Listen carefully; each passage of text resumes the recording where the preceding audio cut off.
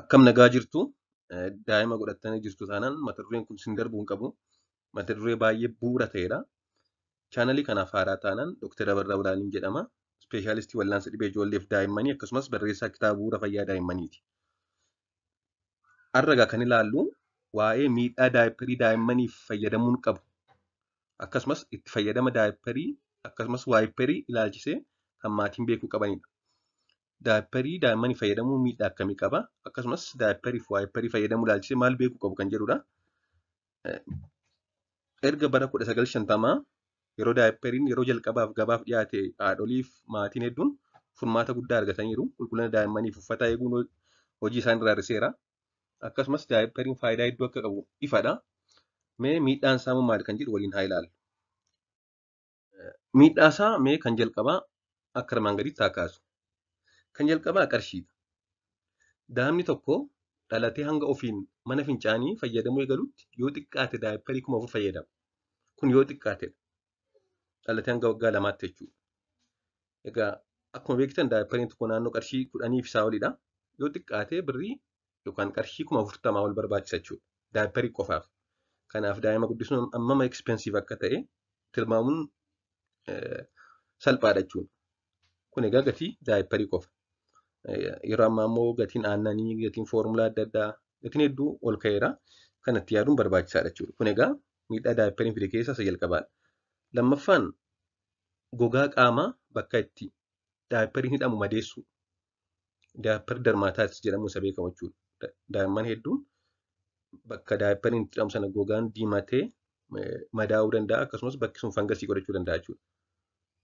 Naannoon daayippariin itti hidhamu sababa jiidhinni fincaanii fi bobbaa daayippariin qabamee turuu fi akkasumas keemikaala qalleen jechuunis keemikaala fincaanii fi bobbaa keessa jiruun gogaan qaama isaanii yeroo keemikaala kana wajjin yookaan jiidhina kana wajjin wal tuqu gogaa naannoo sanaa madeessuu, diimessuu fi gubuu danda'a jechuudha. Kun egaa miidhaa isa lammaffaa daayipparii fayyadamuun qabudha.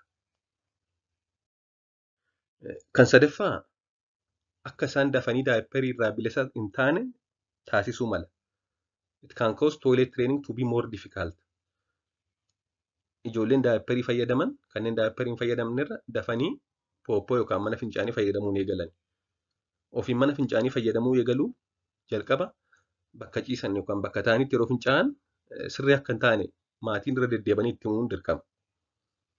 Haa ta'u malee yeroo daayipparii fayyadaman yoom akka fincaa'an yeroo akkamii akka isaan fincaa'anii fi bobbaa godhan beekuun waan cimuuf daayipparii kan akka isaan hin fayyadamne itti himuun ni cima jechuudha. Kanaaf warri daayipparii fayyadaman yeroo hedduu dafanii ofiin fincaanii fi bobbaa to'achuun jalqaban. Delayed toilet training jedhaman kun. Kun miidhaa sadaffaadha jechuudha. Kanaan ala garuu miidhaa kanaan olii daayippariin hedduun hin qabu. Maatiin hedduun maal yaadda'u? Keessumaa kanneen ijoollee dhiiraaf daayipparii fayyadaman carraa dhala godhachuu booda hir'isuu mala jedhanii yaadu. Qaama saalaa daayippariin ijoollee dhiiraa ni miidha. Daayipparii yoo fayyadamne qaama saalaa ijoollee dhiiraa miidhee miciree sanyii dhiiraa yookaan ishee testis jedhamtu sana miidheeti carraa dhala godhachuu booda carraa wal hormaataa gad buusaa yookaan ni miidha jedhanii yaadu maatiin hedduun. Haa ta'u malee kun sirrii miti. Kun dogoggora kana fiduu hin danda'u.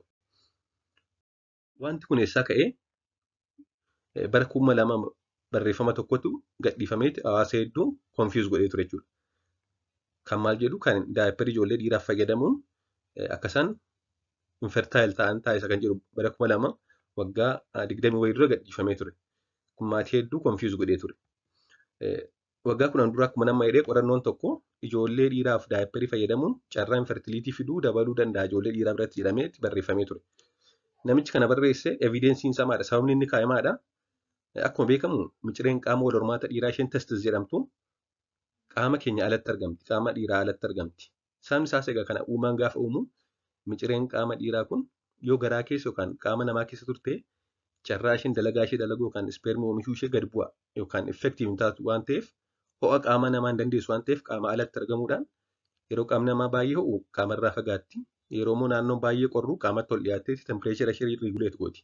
Kanaaf namni barreeffama sana barreesse maal jedhee daayippariin miciree sanyii dhiiraa kan yookaan ishee testis jedhamtu kana ho'isuudhaan kan ka'e akka isaan gara fuulduraatti dhala dhaban taasisuu danda'a jedhee barreesse. Akka isaan infertaayil ta'an taasisa jedhee barreesse. Kun egaa waggaa 20 wayii dura.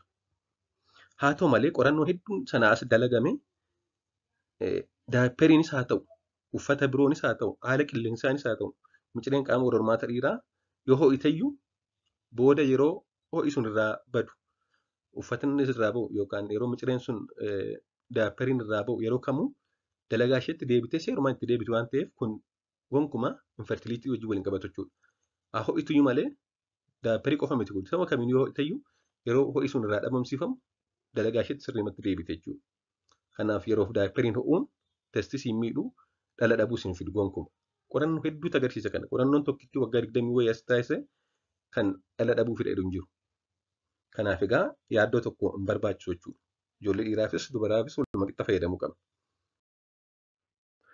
Mee yeroo daayipperii fayyadamnu maal beekuu qabna kan jedhu akka armaan gadiitti haa ilaallu. Daayipperii qofa osoo hin ta'in daayipperii illee fayyadamuun maal beekuu qabu maatiin kan jedhu.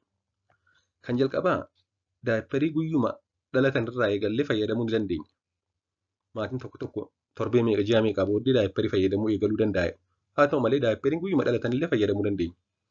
Haa ta'u malee garuu daayipperii yookaan ishee ittiin qulqulleessuuf fayyadamnu sana ji'a jalqabaa fayyadamuu hin qabnu. Hanga torbee afuriitti daayipperii fayyadamuu hin qabnu. Kanaaf hanga torbee afuriitti maal goonaa yeroo isaan daayipperii fayyadamanii bobbaa baasan bishaanumaan qulqulleessina malee yookaan fooxaa biraadhaan qulqulleessuudha malee daayipperii keessa keemikaalli gogaa isaanii miidhu waan jiruuf hanga ji'a tokkotti hin fayyadamnu jechuudha. Daayipperii guyyuma dhalatan irraa kaasnee fayyadamna. Daayipperii garuu ji'a tokko booda hanga sanatti yeroo bobbaa isaanii kaakkaa isaanii qulqulleessinu bishaan qofa yookaan fooxaa biraa fayyadamna kan keemikaala hin qabne. Tokko kanadha. Lammaffaan handhuura daa'imman reefuu dhalatanii daayipperii keessa galchuu hin qabu. Akkuma beekamu handhuurri daa'immanii torbee tokko torbee lama hanga sanaatti irra turtee sanaa booddee ofuma ishee cittee buuti. Hanga isheen cittee buutee bakki sun diraayii ta'ee gogutti handhuura daa'immanii daayipperii keessa galchuu hin qabnu. Daayipperii handhuuraa gadi gochuu qabna jechuudha yeroo hiyyuuf. Sadaffaan yeroo daayipperii jijjiirru qaama daa'imaa naannoo daayipperiin itti hidhamu kana yeroo qulqulleessinu humnaan haxaa'uu dhiisu. Namoonni tokko yeroo daayipperiidhaan naannoo qaama saalaa isaanii yookaan bakka daayipperiin itti hidhaman bobbaa irraa qulqulleessan humnaan isaan riganii kaasan irra. Kun sirri miti. Suutanneeti islaayitli raafilii irra keessaa haxaa'uudha malee humnaan riguun gogaa isaanii quncisuu danda'a. Kana malees ijoollee dubaraaf keessumaa yeroo qulqulleessuun daayipperiidhaanis haa ta'u fooxaa biraadhaan akkasumas yeroo bishaan hin miicne maal gochuu qabna? Fuula duraa gara boodaatti qulqulleessuu qabna.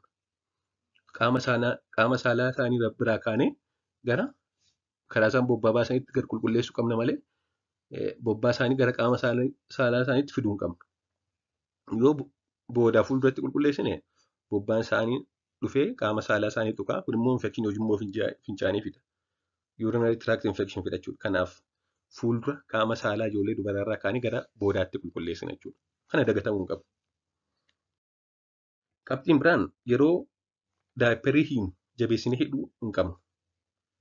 Fakkeenyaaf yeroo daayipperii hiinu sarara mallattoo daayipperiin akka itti hidhame qaama isaanii irratti agarsiisu jiraannaan jabaatee jira waan ta'eef laaffisuu qabna jechuudha. Humnaa ol jabeessinee hidhuu hin qabnu. Akkuma bobbaa fi fincaan ittisu qofatti laaffisnee hidhuu qabna. Akkasumas daayipperiin tokko sa'a 3 oliif osoo hin jijjiiramin turuu hin qabu. Yoo danda'ame yeroo isaan bobbaa godhan immediately jiidhii sun naannoo sana hin turin jijjiiruufi qabna. Kanaan ala garuu halkan illee haa ta'u every 3 hours jijjiiruu barbaachisaadha jechuudha. Sa'a 3 oliif daayipperiin irra turuu hin qabu. Akkasumas yeroo jijjiiru yoo danda'ame daqiiqaa 20-30 gidduutti qilleensa yoo galchine gaariidha. Akkasumas guyyaa keessatti sa'a 24 keessatti hanga sa'aatii 6-8 daayipper firii osoo ta'anii gaariidha. Sa'a 24 daayipperii hidhanii oolchuudha yeroo ireftii qabnu yeroo boqonnaa qabnu guyyaa akkasumas halkan akka isaan daayipper firii ta'an gochuudha. Akka qilleensi galu gochuun barbaachisaadha jechuudha. Kana malees erga daayipperii jijjiirre yeroo hundaa harka dhiqachuun baay'ee barbaachisaadha. After diaper change harka dhiqachuun dhibeewwan daddarboo adda addaa akka daa'immanitti hin dhufne ni gargaara. Waan dhaggeeffattaniif hedduu galatoomaa. Sabiskiraayib gochuun maatii ta'aa akkasumas sheer gochuun kanneen daa'imman qaban bira geessisaa. Kana malees gaaffiif yaada qabdan koomentii jala kaa'uudhaan mata duree isin feetan yookaan isin barbaadan irratti akkan yuutuubii dalaguuf na gargaara. Waan dhaggeeffattaniif hedduu galatoomaa turtii gaarii.